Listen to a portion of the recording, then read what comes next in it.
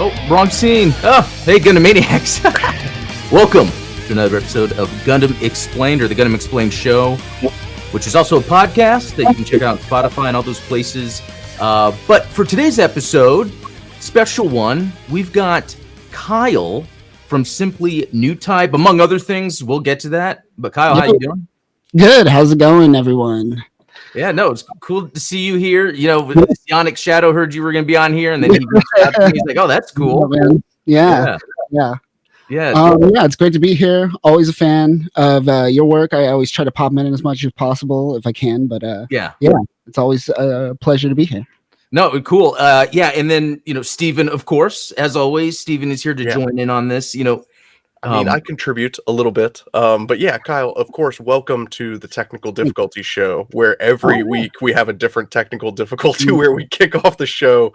At least we didn't spill anything this week. Oh, that was amazing. That was awesome. It's great for working, though. Like, every once in a while I pop in, I'm like, oh, it's lagging. Let me go do something productive. We're back. All right. Yeah. All right. They're lagging. But yeah, it's so great. I love it.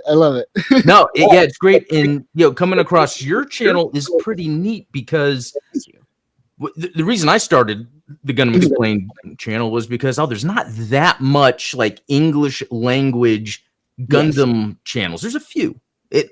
And so yours is cool because it's lore heavy. It's to the point. Yes. And we were talking before because I was trying to figure out what your process is, because I've learned as a YouTuber, like, I try to make things easy on me, but I want it to be authentic and have value. And I was asking you, so your videos, your lore videos, you do research for them? Absolutely, yeah. And a lot of research. Initially, I guess I should say, it initially started, I did probably around COVID.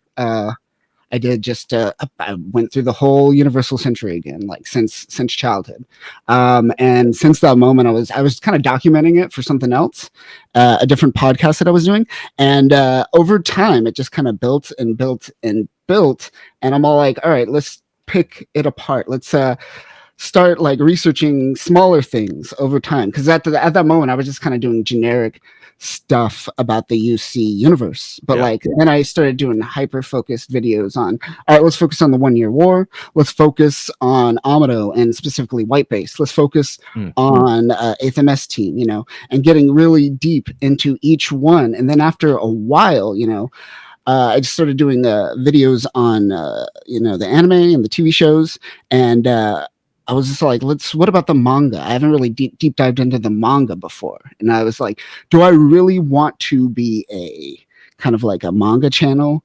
But it actually turned out to be amazing, because some of the manga stuff is some of the more successful stuff on the channel. People love, like, I'm going through the Stray series right now from Gundam Seed manga, which I will say it, people could fight me about it. Low from Stray, way better than Kid Yamato. You'll get no arguments here, I'm sure. No, man, I love your work. Like, you are basically what Black Pants Legion is to BattleTech. You are to Gundam, right? Oh, I appreciate it. Yeah, that's awesome. Because you're covering stuff that I think most people would tend to go to like the wiki for, and and you and I both know that the wiki is not always correct. No, it's not. It's nice to have somebody that really sort of aggregates this information and communicates it as clearly and thoughtfully as you do. So that, you're doing the Lord's work here. Yeah, and I started off being pretty vague and just kind of rushed, but over time I learned how to kind of slow it out, pace it out a little bit, give it a couple beats, especially certain emotional beats, let it play out. I just finished up Zeta, and man, there's those last like 4 episodes of Zeta, just everyone's dead. Everyone, like, it's heart-wrenching. Camille doesn't really survive for the most part. He survives, but he's not there anymore. Unless you watch the movies, then he is there. Just in time for the zany adventures of Judo and the gang. And that's a whiplash. That's gonna be fun, right? After all that like heartbreak, we're gonna see good old Judo and his adventures. So that's what's the thing about making the Gundam content. Like, you have to be interested enough to know enough. So I'm curious, when and how did you first get into Gundam? So I'm a 90s kid, like most people. I got in through Toonami, Gundam Wing. That was my first introduction. Loved it at the time. I'm going back through it right now, and I'm laughing the whole way. It's great. Loving it slightly less. Right? It's so like dramatic. It's like Shakespearean. It's like watching a Shakespearean play. You can't take it too seriously. Everyone's in there. Let them have their monologue. Let them have their moment. Move on. That's funny because that reminds me, just real quick, I always do this, sorry, of the prequels. So the way the prequels dialogue was written, that almost kind of reminds me of the way Wing is, where everyone has these moments where they're speaking about something, and sometimes it's like, okay. Yeah, that's I often think about that, like especially that line that is always in the Toonami trailer where Treize is addressing the group and he's like, I'm sure God would understand the steps we are taking. It's like, can you imagine like a 2024 politician saying that, like to Parliament, just like, I'm sure God would understand. I mean, yeah, I can, unfortunately. Truth is stranger than fiction, and I think it is. Speaking of XMen, they get into that a lot too. There's a storming of the Capitol moment in that show as well. We talked about it before getting on screen, but a lot of politics in terms of Gundam that people don't seem. Speaking of that, like, you ever see those fans that are like, don't understand how a political thing is so political? Like, XMen is doing that currently. Gundam has that, where it's just like, why is there so much politics in my very politically driven anime? It's ridiculous. Right. I don't know. What's your opinion on that? That's a good point. In fact, like, I feel like politics can drive the story, but I think it's how it's being delivered. Like, if it's almost being delivered to where there's this strong, like, oh, this is what's right, audience, and this is what's wrong, audience. Like, if it's better when it's like watching the prequels. I didn't really realize it was based around like the fabric of the political game. Like, I didn't really. And then it's funny that you can get into that. Same with Gundam. Like, you can enjoy it on the surface level. But then deeper, it's like, okay, really behind the scenes, there's this relatable political kind of climate that it's occurring. It's like, oh, okay, that's interesting now. But then there's some shows or movies, I don't know if I can really think of one off the top of my head, where you could tell it's really trying to play into something because it's trying to give a message. And to be honest, that's fine. But usually I'm not into that type of storytelling. No, I'm not a fan as much. Surprisingly, me neither. Outside of like Gundam, maybe XMen, a little bit of that. But like, I don't really like those, and usually they like lean more towards what I call like the dad genre of movies, where they're like like the dads love political intrigue, and it's just like over the top. It's not like House of Cards. Yeah. So I'm not really into that, but Gundam. It's so much. It is so much, very much like that in many ways. But I love it. I love it so much. I think it entertains a lot of stuff because it's not necessarily, it's not heavy into, I guess, political ideology, so to speak, but like almost how it affects the everyday man. Exactly. I mean, in one of my videos, I talk about the interaction between Amuro and the coffee farmer that's aboard White Base. And, talking about how, like, I don't care if the feds tell me to go back to space or if the Zeons attack, like, I'm staying on Earth. And I was like, that is such a political statement, but it's not framed in like this is the right politics kind of way. Is that kind of what you're getting at? Absolutely. Or even looking back at like the beginnings of Universal Century and Zeon Zundaikun promoting contolism. No people should live on Earth. All humans should look at it as we should let nature be, right? And we should all live in colonies, right? He dies of mysterious illnesses or possibly death by zombies if it's origin. And, from there, the zombies take that idea and bend it kind of to their will and to their own kind of fascist ways. Never let a crisis go to waste.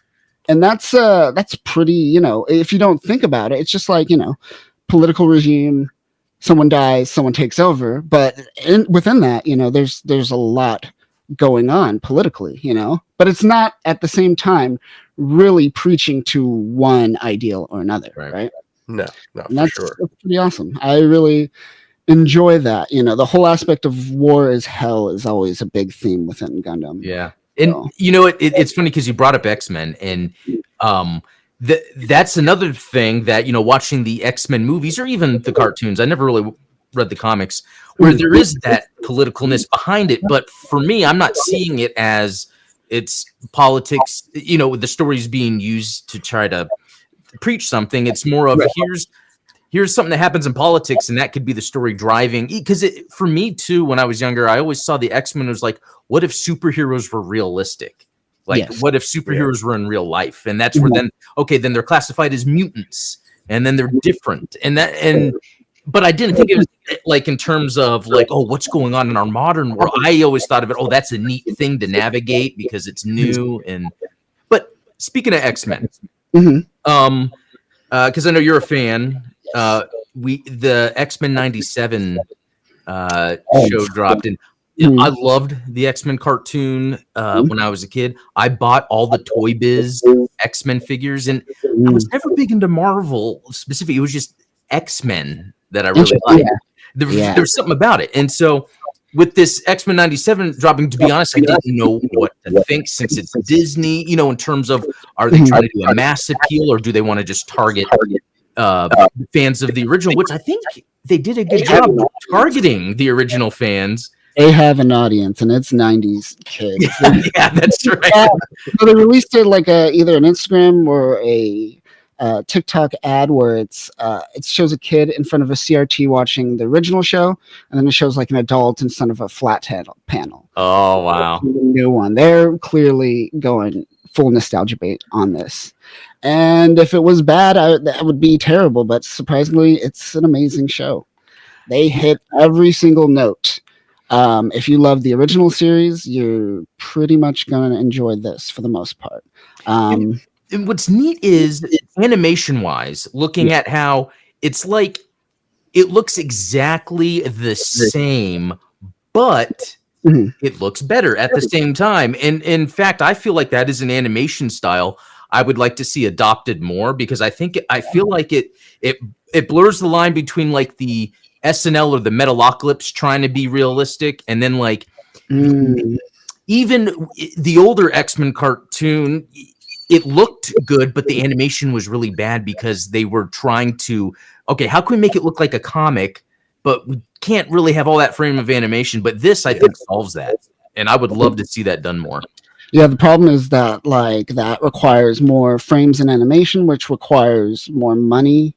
And most of the time these days, most people aren't willing to spend that much money.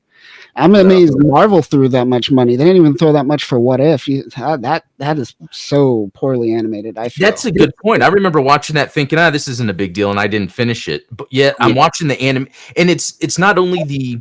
And I think this is a trick sometimes a producer has to be able to do. It's like, okay, we have to be cognizant of the frames of animation here, so maybe we frame it or draw it in a way. One thing I think, Steven, you would appreciate, there's a scene that's close up to Cyclops' face, and just I love those. barely under the visors, you can see his eyes emoting.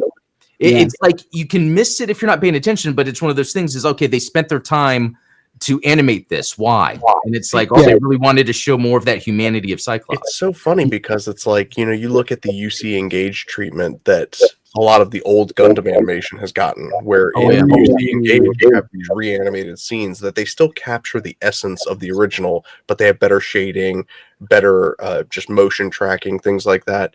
It's crazy to me that with a company with the resources of Disney and a property like Marvel, that they would not commit to that, right? So it's refreshing to me. I haven't watched X-Men 97 yet, but it's refreshing to me to hear that that's the approach they went with it, as opposed to the What If approach. Yeah.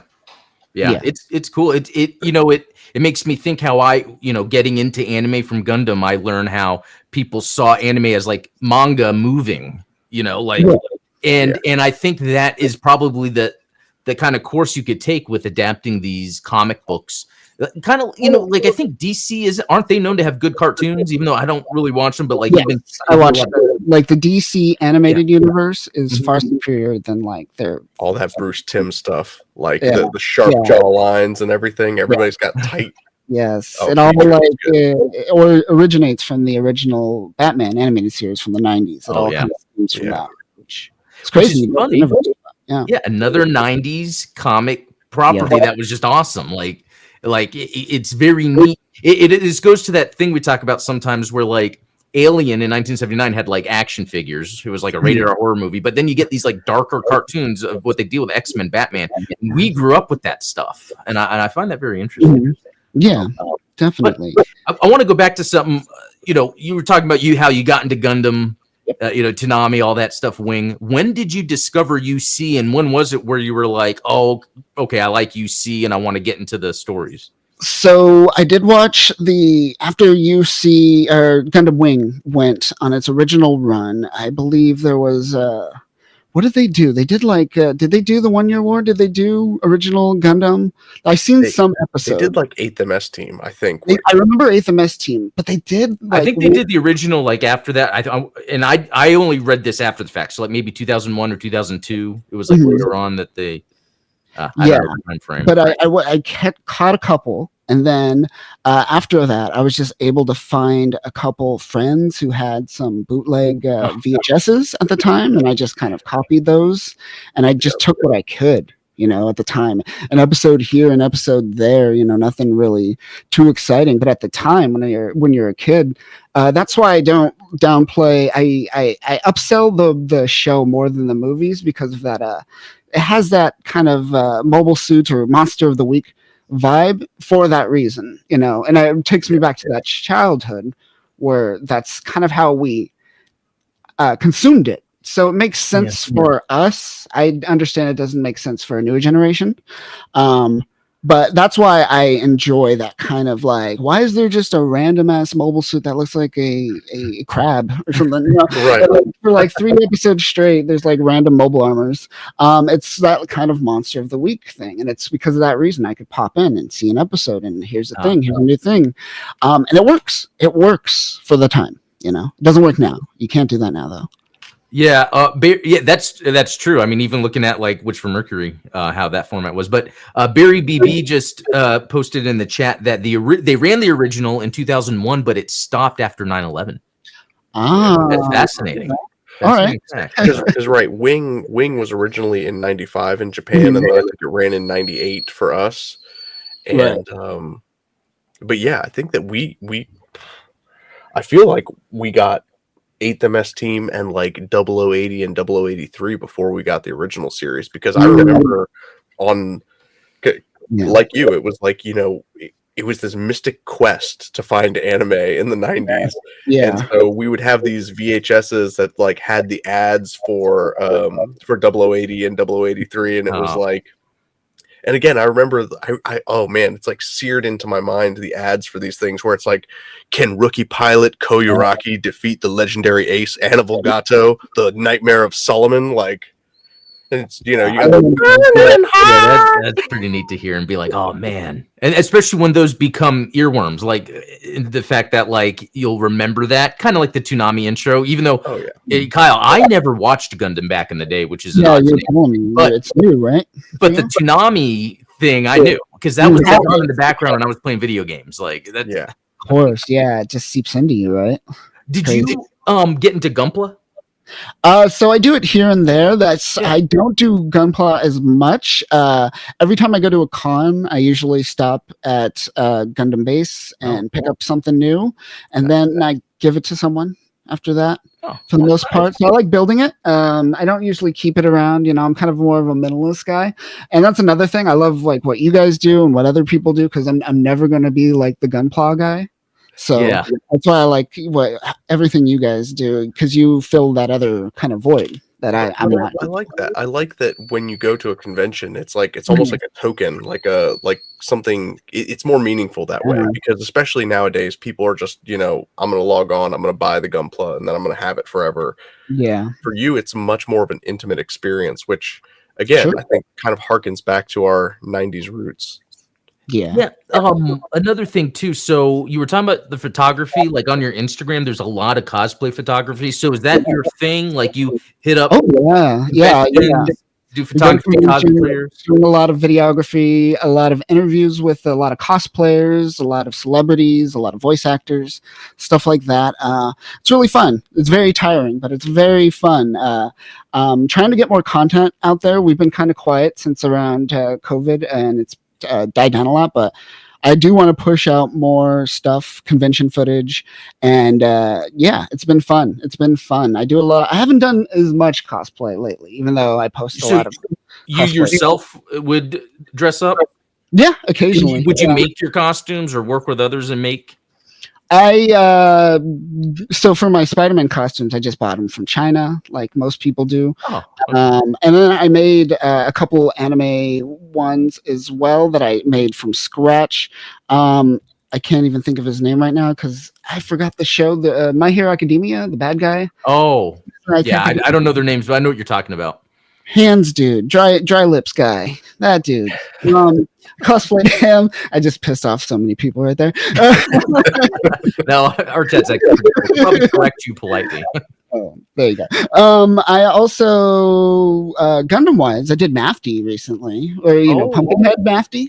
Yeah, that was fun. That's a Nice. cool one. That's awesome. Because I think cosplay is pretty awesome. I mean, that's like something as a kid. Not that it is a kid thing, but that when I was and then I think it was the year before last, I ordered a bunch of stuff from China to build like a Luke Skywalker Return of the Jedi costume because I got the lightsaber from Disney and I was like, okay, I got to complete it. And then last year I did a la carte from Symphony of the Night, Castlevania, which I love how that turned out. I'll probably try to do it again next year. But what I want to do is actually wear these out to a convention sometime because I've never done that before. I don't know. I think that would be fun to do. I felt like I was pretty embarrassed the first time I did it. I was like, I feel like an idiot because I did it older too. I was like already like late 20s by the time I tried it for the first time. You realize like everybody's in on it. Like that's the coolest thing. Is like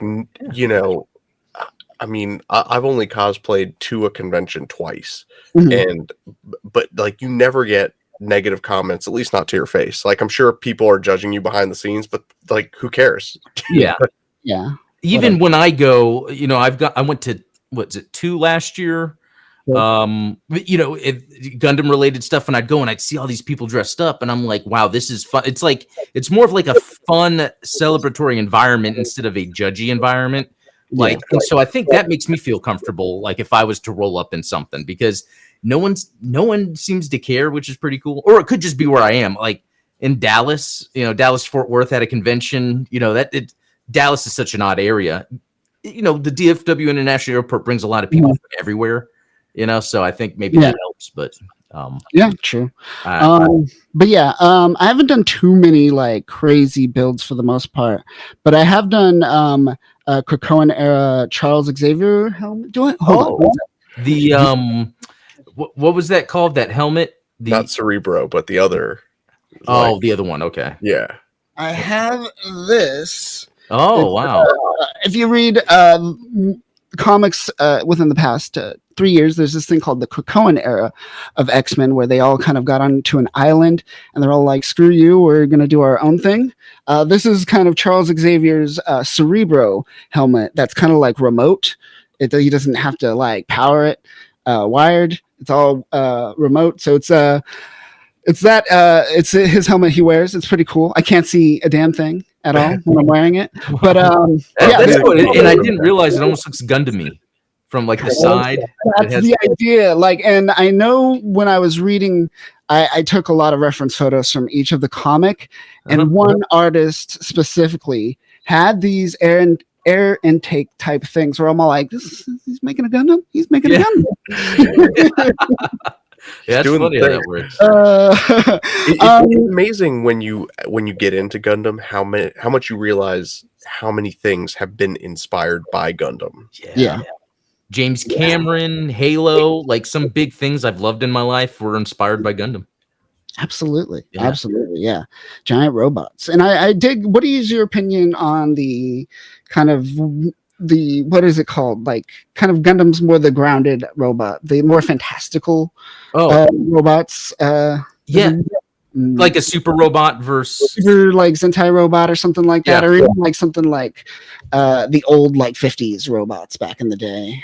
Well, for me, like I got into Gundam because I've always liked the idea of mechs used in like military offenses or, for defense, having someone pilot it. And I don't feel like there's been a lot of that. Like I loved it, the power loader in Aliens. I was like, that is awesome. Yeah. And then Exo Squad was something in the 90s that just lasted a little bit. And I was like, that is awesome. And then Lost Planet, the video game, had people. And then it's like this whole time Gundam was there and I didn't even really realize it. And so for me, I don't really care about super robot stuff. Maybe I will like it if I get into it. Like even like Pacific Rim, they're so big and they're fighting kaiju that it's more like fantastical. Whereas like Gundam, like for me, Gundam is like the more mature Star Wars. I bring that up a lot. I like Star Wars because of the ship battles.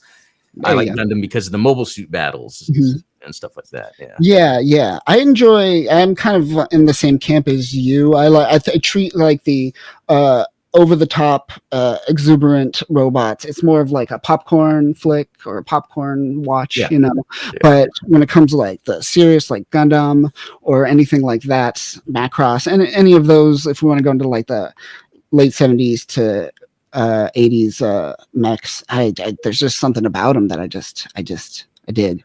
And we going back marries them pretty well. Like I think because a lot of people tend to fall in that camp of like we either want real robots or we want super robots, and I mean you can't watch Zeta Gundam and see Camille's Zeta turning pink and bouncing lasers off of it and then just like ramming Shirako and why can't you move? It's like there's something super robot-y there, and I think that there's you kind of see like a split in the fan base, especially among UC fans, where you get the people that love the Newtype stuff and people that are like, I only watch 0083 and 8th MS Team because I don't like Newtypes. And what's beautiful about it is that there's room for all of the different fans. But I mean, I think that there is a level of super robot-ness to Gundam, but it's not over the top. It's definitely not like I'm gonna summon a sword out of thin air kind of thing. And even if someone was to see that, like someone from me who's not familiar or wasn't familiar with Japanese super robot stuff, I the fantastical stuff I again compare to Star Wars. Like whereas I like the ship battles, there's this little force thing going on. That's a neat kind of story element to contextualize everything. And then same thing with Gundam. It's like, okay, there's these battles, but then at the top level, there's like what's at stake, and they have magic powers, and so that kind of adds some interesting fun to it. When I was hardcore into Star Wars, I was kind of like that. I was like, I want to see more of the scoundrels. I don't want to see the Jedi. I don't want to see the Skywalkers. So I get that divide in many ways. So would you say that you feel the same about Gundam? Like, are you on Team Newtype or Team Anti-Newtype? I would say in my youth, I was probably an anti-Newtype person. Anti-Newtype person. I was more of a like, I want to see the grunts. I want to see people in the field. The more I get older, I'm just like, yeah, that's pretty cool. It's like the Jedis. I just call them ghosts and space ghosts and Jedis. Yep. And it's fine. It's fine. I get it. Good. Whatever. No, I had the same kind of like. There's something about getting older. You appreciate the idea that we might like evolve into a better human. And that's a good point. Like that prospect, the possibility of like, and then when you hear things like Star Wars does this too with Eastern philosophy, meditation, consciousness, stuff that I learn more about as I get older. I'm like, oh, okay, they're kind of speaking on these things in a way as if they can take these mysteries that we have in real life and maybe apply them in storytelling. Yeah, definitely. Going back, I want to go back to the idea you mentioned. That like you didn't realize all the themes throughout Gundam initially, and I was kind of the same way. And I am a huge Heinlein fan, a huge Starship Troopers fan, and I was just like, why do I like Gundam so much? And I was like, oh, Tomino took so much of his inspiration from Starship Troopers. That's probably why. So there's a lot of just that, like, if you're like a huge like turn of the century sci-fi fan, this Dune, Asimov, this will speak to you. This will definitely speak to you, while also speaking to that person that understands kind of the human side of war and whatnot. Yeah, Stephen and I were just talking about Starship Troopers yesterday. Actually, because it's actually been a topic for a little while. Like, I love that movie, and it's kind of the same thing. When I first saw it, I remember I wasn't 17 yet, and so I think my friend's dad just dropped us off at the theater, and I think he actually went up to buy the ticket for us. I think that's what it was, and then we were able to go in. Nice. But there were boobies in the movie. So and as much as I loved the movie, it wasn't until later in life that I realized, it's like a satirical take on the seriousness of the politics and the government in the original book. It's like, okay, if we want to tell the story and to make it make sense to an audience, I guess we'll kind of make fun of what it was doing in a way. Which it's interesting too. We were talking about that yesterday, because some people, it's interesting, I guess, since Helldivers 2 has come out and it does a lot of that sort of Starship Troopers stuff. People are like, going back to like, pre-cancel or whatever, stories, they were like complaining about the politics in the book, but it's like, well, it's not, I mean, you complain about it, but it's not like it's doing anything. That's there as a part of the storytelling process. Adam, you know better than I do. Did the Starship Troopers anime come out before or after Gundam? After. It was 90s, right? Yeah. And that was really. Did you ever see that, Kyle? Yes, I have seen that. Absolutely. It's pretty good. It's more like the book, but it's. I definitely dig it. Yeah, for sure. Someone said that Morisawa was a Dune fan, and that makes sense. That makes sense that she's a Dune fan. Look at the writing of Seed; it's about kind of like the Chosen One in many ways, similar to Dune. And then there was a poster that went out. Didn't Bandai post?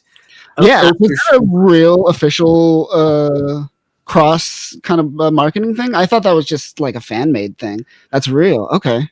Yeah, that's interesting. Well, unless they just reposted it, but I think it came through on an official channel. But still, them reposting is almost like acknowledging that fact. Exactly.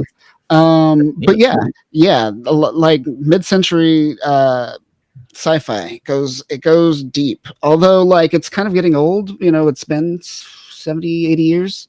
We do need like some type of next kind of postmodern sci-fi way of approach, which I don't have an answer for. I'm just trying to complain about it.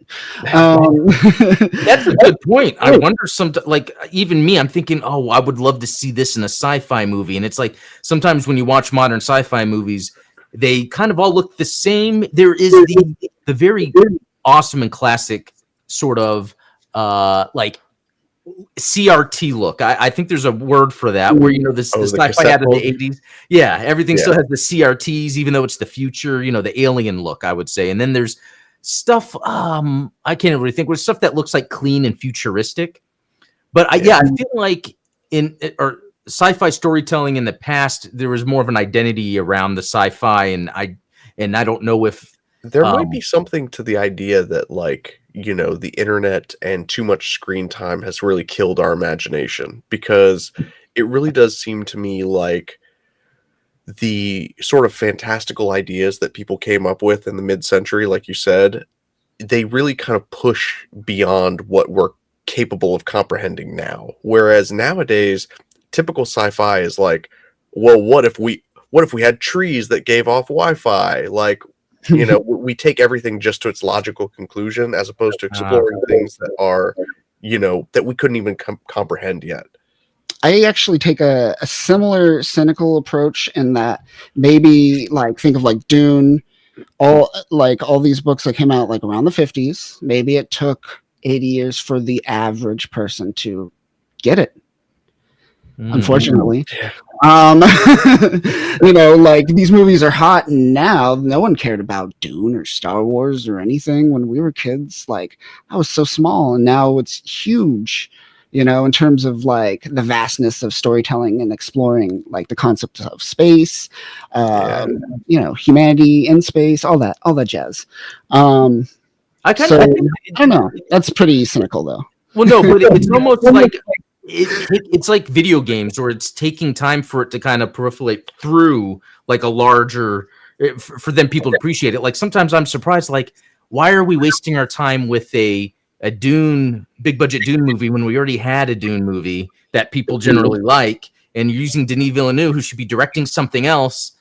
And it's like, okay, well, it's one of those things where by now a larger audience is really into sci-fi, and it's like, okay, let's do our proper dues cinematically to these older sci-fi stories. And maybe after that is done, and I think a sign of that is like Star Wars, the latest Star Wars movies not being that interesting for people. I bet like after that and Dune, we might get into the newer sci-fi stuff, whatever that is. That would be great. I hope like what we're seeing here is like a huge boom in sci-fi in Hollywood. I hope they're just like, screw comic book movies. Let's dump all our money, even if it's dumb. If they're just like, oh, Dune make money, I give money. If it's that down for movie producers, yeah, I'm all for it. Let's get more money into Hollywood sci-fi. Go ahead. Yeah, I love, like I was telling Steven this yesterday when we were talking, like those shmups, like R-Type. Thunder Force, Gradius, and I was like, that could easily be an awesome movie that might not be that expensive if you're just green screening a guy in a cockpit and maybe doing some, base CGI, like, because video games have shown off so many cool things that I would love to see, in live action. Yeah, it was a shame that the Wing Commander movie came out when it did, and it had that Sci-Fi Channel budget. Matthew Lillard Kyle, do you think that like the Gundam live action movie might be part of that sort of new sci-fi renaissance that you're talking about, where maybe by giving new life to some of these old franchises that maybe we're going to, I don't know, birth a new type of sci-fi fan? Yeah. I hope so. It's Jordan Vogt Roberts. Yep. He did Kong Skull Island. There were so many nods to anime in that. I feel like he gets it in many ways. I feel like he's going to not just give you that dry story about war. He's going to put a hopefully new perspective, which might piss off people. Everyone wants the original for some reason. But I hope he puts something in it that speaks to kind of the now of war. Gundam was made before cell phones. Stuff like that. There's certain things that. And one of the fantastic things I appreciate about that is that they address that. Like Minovsky particles make it so that even if cell phones existed, it doesn't really matter. Yeah. But go on. Sorry. Gotta love those Minovsky. Gotta love those Minovsky particles. Plot particles, man. But yeah, you're not wrong. So maybe they're just like, oh man, they really screwed themselves, right? Both the Cosmic Era and Universal Century just put those nuke preventing devices everywhere that prevents them from having any fun. No Instagram, no nothing. What about doing retro futuristic, like making Gundam look like it's filmed in the 70s? But like some of that AI artwork, Steven, I don't know if you remember some of that older AI artwork, because I would reference movies from the 80s to make Gundams, and it looked like, and I was like, well, yeah, if you do it in that sort of lens, that might make some of those things more believable. Yeah, that'd be cool. Yeah, that's what I say about like Bond. Like Bond works in the 60s only. Yeah. If you bring him in modern time, I'm out. It doesn't work for me. Putting him in the 60s, that's where he belongs. He needs microfilm. He needs like. It's funny. I'm a huge Bond fan, and like the Daniel Craig movies are good movies, but like when it comes to what I like about James Bond, it's like not there. It's like, okay, these Bond movies are just like big budget action movies that are going to do well. And I totally agree with you. Like part of that charm is the time period he's in, the limited technology. So the way he has to think through situations. And so Aaron Taylor Johnson, I believe that's his name, the guy in Kick-Ass. Yes. I think he's in Marvel movies too. Like Quicksilver. Yeah. He was in a Bullet Train as well. That was like Yeah. The rumor, and I don't know if it's already been shot down, but that he was approached to play James Bond. Interesting. I think he'd be a good fit for it because he's kind of a action person anyway, and he has I love that the people that are saying Bond he's look. too young when he's like, I think he's our age. Yeah, I know. Yeah, I think Yeah. people, and this is something I actually researched like on the side. It's that every generation people are looking at younger. Yeah. It's not that they're looking younger. It's just that changes happen, and you associate certain ridges or shapes to being older. And on top of that, the way people dress is based on a generation thing. So then something might appear older than it is or younger. We get that distorted as we age. So Yeah. There's some philosophy, I guess. Yeah. I want to ask, do you play video games? Yeah, I play not as much as I would like to, but I do play. I play GBO2 as much as I can. I play Halo Infinite, even though I hate it. Is it like that where you love Halo, but you're disappointed what happened? Yeah, it's one of those. Yeah. Other than that, I haven't really been playing too much video games. Helldivers has been the first game that I was just like, I got it. I'm going to eventually. Oh, you haven't played it yet? Haven't got it yet. Nope, haven't dived in, but I hear I like that pun. But no, it's good. And the thing is, I'm the type too where sometimes my game time is not as much as I'd like it to be. Luckily, that game's an easy jump in, play a short mission or play a long mission and jump out. And I can go a week without playing and I don't feel lost or anything. Yeah. So Talk about blow ups, man, because Helldivers 1 was awful. Yeah, it was. Yeah, that was weird. Like, again, there's a game Alien Nation that had come out right before that. And it was like a better version of what that was. But the other thing is Dragon's Dogma 2 comes out today, and that's something I really want to play. But again, time, I don't know. But so you're saying you play GBO2. What are your thoughts on that? Like, as when it comes to gaming, because for Steven and I, we're like, this is an incredible game, but it's not really made for a mass wide audience. It doesn't feel like it's going to get the kind of the traction it needs for the operating costs it requires. Almost in many ways, kind of almost like Gundam Evolution. It's on that path, I feel. Well, in many ways. Well, and sorry to get off, but what's interesting about the way GBO2 works is apparently the operating costs are super small. There's enough people that whale the coins for the banner suits that pays for them to keep the servers up for that much. Because sometimes it only has like 2,000 people playing for a long stretch of time. Yeah, I struggle to get matches a lot of times. Yeah. It's just something about that game that it's like a well-made game, but it's just in the wrong place, wrong time. Yeah. Do they have crossplay? I play on PC. No. I know a lot of play. So that's another thing. But I think in the future, I would hope they would get over that because that's the future is really the crossplay.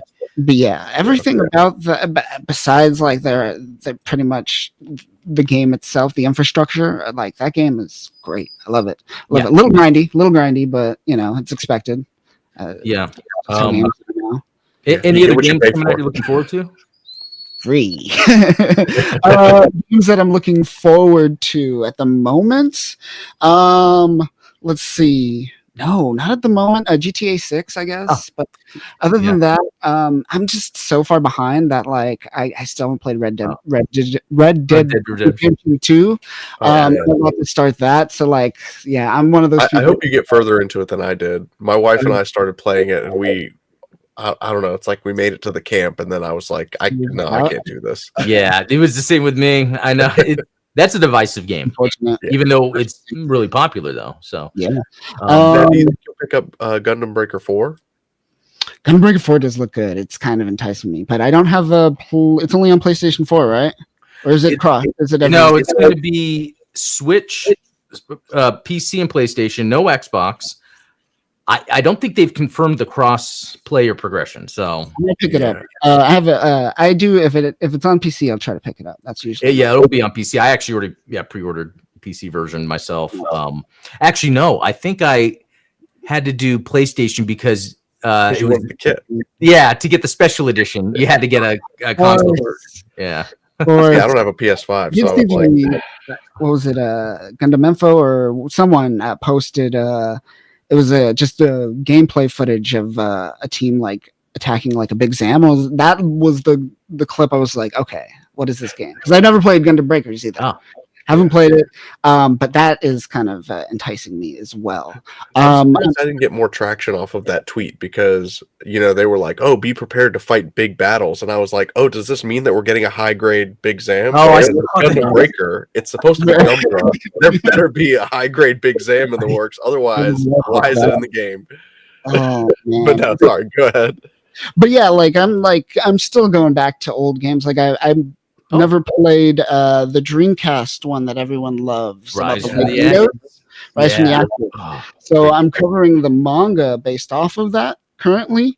I got a lot of stuff wrong, so I want to go back and essentially I'm going to do a first run through that I ever done through the game. So I'm going to try that. Should be fun. Can't wait to see that. Never done anything like that. So I'm excited. So I'm just going back and playing like a lot of old games like this for the most part. Nothing new for the most. I'm trying to think. Yeah, because it's funny because again, I didn't realize what Gundam was for the longest time. So that game on the Dreamcast was like my first Gundam game. But as a mech enthusiast, I was like, wow, this is the best mech game I've ever played. And I would always call it side story when I would talk to people. I would just be like, oh, I can't wait to play that side story game, or you should check out the side story, not thinking Gundam, It was so weird. And but I have recently then gone back to play older Gundam games, and there's a lot of fun older games out there, really. One I do play and have played is the SNES Gundam Wing Endless Duel. Love it. The fighting game. Oh, yeah. It's great. I love that game. I go back. I play with some friends every once in a while. That's the plan. I want to go back and explore a bunch of old Gundam games that I've never heard. I found one old Japanese. It's a Zeta game. I'm trying to read it because I suck at Japanese, but it's your Camille, and it's like a turn-based / dating, not dating sim, but kind of, sort of, but like a relationship. It's more of like it's definitely you're making decisions, but it's not like a dating sim in that regard. It's more of like making decisions on the Argama and doing stuff like that, but it's not like action based. It's all just turn based stuff, and it's very what platform? The SNES, yeah. Oh wow, that's on S. I'll have to check that out. I'll text you the name. I mean, if any Gundam protagonist was going to get a dating sim, it would be Camille. Yeah, man, he's got the women. He's got that harem, man. He's got ghost harem, man. Come on, pretty good. Even in the afterlife. No, that's so. Hey, so what do you think about Seed? Oh, Seed. I am a big fan of Gundam Seed. Not so much of Destiny, but opposite here. It's like interesting. Not into Seed as much, but I like Destiny. Yeah. Okay. Interesting. What exactly do you like about Destiny? I like that. To me, it feels like a Zeta Gundam in a way, and I think it's really incorporating the politics more in a conspiratorial way that I enjoy, where things are kind of gray in a way. Like Mir Campbell being like this. Oh, love that. This puppet that's being it's almost like it's playing off of what it did in Seed. It's almost like, okay, if we were to really apply that to real, it's the stuff we were talking about yesterday, Steven, the whole satire thing. I'm just realizing Destiny is like a satire of Seed. But then it bums me out that they didn't just stick with Shin. Shin was a much more compelling protagonist to me. That's the other thing. Shin, awesome character. They should have stuck with their guns, man. Just to make Shin the character.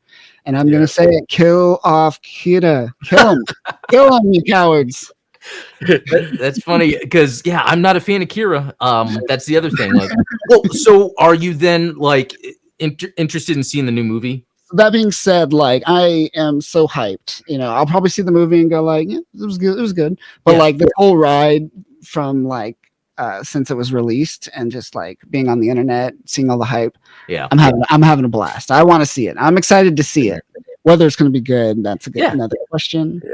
Because the other part of it is seeing kind of the modern stylized action done for anime with robots. Yes. That's kind of the other thing I want to see. So yes, yeah, I really like that origin design where it's kind of they're almost there. The one thing about Unicorn and some of the earlier stuff, Igloo, that are not so good. It just does not look like that 2D effect, and like what you see in Origin, what you're kind of seeing with Destiny or Freedom, you get that it's blending it. It's still not exactly there, but the blend between 2D and 3D is it's you're almost there. You're almost there, guys. Keep trying. Keep trying. I still think mobile suit animation is Zeta, a new translation. Like some of the mobile suit fights in that that have been reanimated, they're not over the top flashy, and they're not stiff like the 3D models that you get in Unicorn, but they're just punchy enough, and they're just expressive enough that it feels like this is right. Yeah, I get it when people say they love the movies. It's the animation, man. It's beautiful. I love it. That's the only thing to like about the movie. I mean, people like happy endings, people like Yamato too. He's in that more as well. As well as the White Base Crew. If you like them, they'll show up more in the movies. So that's true. Cool. You get a little bit more Sayla. A little bit more Sayla. She's just hanging out with that radio. All of it. What's like? Here's a generic question, but it's always interesting. What's like your favorite mobile suit? Favorite mobile suit? Wow. And I know that there's not going to just be one. So it's like, what is your feeling right now? Give us like our top three. Sure. So I'm going to say, even though I hate Seed, I still like Freedom. Original Freedom, I should say. Oh, okay. Still one of my favorites, especially as a kid. That's like because I wasn't a big Gunpla fan, but I did have that when I was younger. I had Freedom, but in terms of UC, I would go Grunt. I would go probably the Ground Gundam. Honestly, like just the Grunt. Yeah, just something small, maybe even like a modified like GM, like a Blue Destiny or something like that. But, I'm hearing a lot of Federation suits here, and I'm starting to get a little antsy in my seat here. Okay, so let's see some Xeon suits. I would definitely go with like maybe like a Zaku Cannon. I'm a big fan of the Zaku Cannon. That's cool. Comfort, someone just mentioned in the comments. Yeah. That's a great one. That is a good one. What else? I really like I'm just going through Charge Deleted Affair for the first time. And we're doing videos on that. I really like it's called the White Snow. It's in German. It's like Weiss something. It's a modified Rick Dom that Haman Khan uses, and it's essentially the prototype that becomes the Kubli. Pretty interesting. Yeah. So it's like a Rick Dom that has a Psychomo system on it, and like the big giant thruster shoulder things that you'll see on the Kubli as well. Yeah. I really dig it. I really dig the design, and it's all white. Pretty cool. Yeah. Pretty cool. I'm liking that right now as well. That's good. You said you're doing a video on that or Gundam? Yes. Oh. Yes, we're doing. I'm going to be doing a video on that. When is that? Is that tomorrow or Monday? Is it coming out? It'll be out tomorrow or Monday. Oh wow, sweet. Okay, all right. I'm looking forward to that then. Yeah. So yeah, be on the lookout for that. What about you guys? What are you're more of a Xeon person? Throw out some. Yeah, Steven. Although Steven, really, your favorite is probably the Zeta. Yeah, like but the Zeta is along the lines of Xeon. They both have Z in the name. And sharp and angular. We'll accept that. But no, I mean, the Zaku 2 F2 is like probably peak for me. Yeah. That and like Ifrit knocked maybe. Yeah. Oh yeah, that's right. Yeah. But yeah, we have these fights often because Adam's more of the Federation guy and I'm the Xeon guy. So Adam's the good guy, I'm the heel. Yeah, that's how it works, right? No. That's good. Like, for instance, like the Hazel, the Mark II and the Hazel are two of my favorites. They look similar, but that's kind of the look I like. But a recent one, actually, I picked this up on Amazon, is that Cold Districts type GM. It just looks so good. There's something about it and the proportions. Yeah, I kind of like that same type of stuff. Federation grunty stuff or classic Gundam-y looking. Yeah, definitely. I'm a big fan too of the M1 Astray as well as the Murasami from Cosmic Era. Those also orb grunt units. Perfect. Yeah. Perfect. I'll agree. When it comes to that part of Gundam, I like that's what Seed does well. It really has that established like army. The like here are the troops here are these types of troops, here are their little leaders or whatever. I like that stuff. Yeah, Definitely. yeah, it's awesome. Yeah. Who cares about like psycho frames and psychic like powers and stuff? Let's just on the ground, boots on the ground. Yeah, that's again another interesting sort of difference that you could really be into, like that kind of that fantastical stuff or the grounded stuff. And prefer the grounded stuff, but well, let me ask you then, what's like a UC story that you love, like from the anime? I guess what is your favorite anime specific? UC story, Eighth MS team, without a doubt. Yeah, favorite, good love story, a little rushed, but still solid, just charming. That's the word I would use. Charming, AF, as the kids say. Do they say that still? No, they don't say that. I don't think so. I think it's the adults now. Okay. Damn it.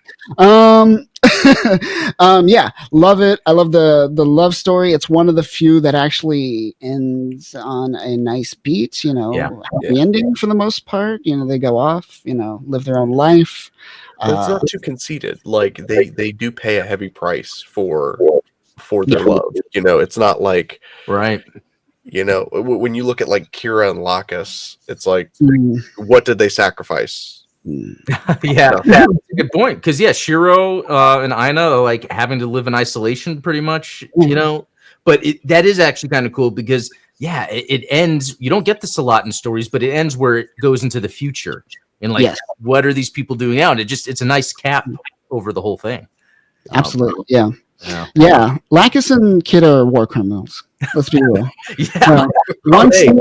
One murders, the other steals a bunch of things. Let's be real. That's the funny thing about Destiny for me. When Kira shows up, it's like, no, you just ruined it. Now you're the bad guy. It's like, you shouldn't have shown up. Shin should have killed you at least. Yeah. That's cool. Well, we're getting near the end here. So, Kyle, anything else you want to bring up to promote yourself that maybe we didn't talk about? Because I do have the link to your YouTube channel, Simply Newtype, and the Free Speech Geek down there. Anything else to... just go check out my channel, Simply Newtype. Go check out Free Speech Geek. There's going to be, since WonderCon is going to be next week, we're going to be pushing a lot of content out, a lot of interviews, and a lot of random videos. One thing we do, I've been doing at WonderCon and LACC, Los Angeles Comic Con, for the past couple of years is the Hellfire Gala. Are you familiar with that? It's in regards to X-Men. So the Hellfire team, which was a part of an evil team in X-Men, Shaw and Goblin Queen and all that. Emma Frost and them, they all kind of got to, well, everyone's kind of working together. All mutants are working together now, and now they work with other nations, and they invite UN members, and they call it the Hellfire Gala. So a lot of people, a lot of cosplayers, specifically in the X-Men community, decided let's do this. Let's put on a gala, and so we get a lot of cosplayers just like going all out because they're fancy ass outfits, and so they're doing that again. I usually am behind the scenes recording most of the time, but I would highly recommend go check out the Hellfire Gala. It's going to be on Saturday at WonderCon in the main lobby. It's going to be awesome. Okay, yeah, that does sound cool. Yeah, for sure. Yeah, it's going to be exciting. But yeah, it was fun. This was fun, guys. I definitely enjoy talking more about Gundam. I don't have too many people to talk about Gundam with. Yeah, I had to make a channel just to do that. Pretty much. I made this channel to make friends. Where are they? What are these things? Cool. Well, no, this was great, Steven. Again, thanks for your help in all this. This is awesome, everyone. Check the links in the description. And have a good rest of the week, good weekend, and we will see you all later. Peace.